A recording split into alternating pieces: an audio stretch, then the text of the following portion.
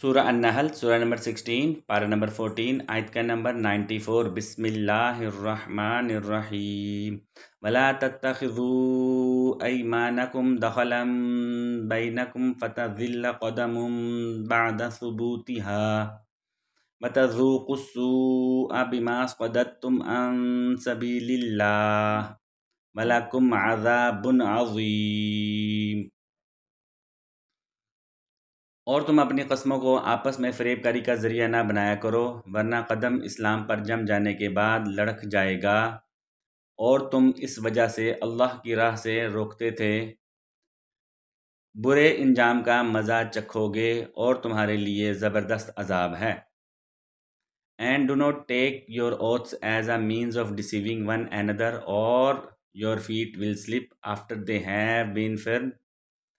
Then you will taste the evil consequences of hindering others from the way of Allah, and you will suffer a tremendous punishment. Sadaqallahul Azim.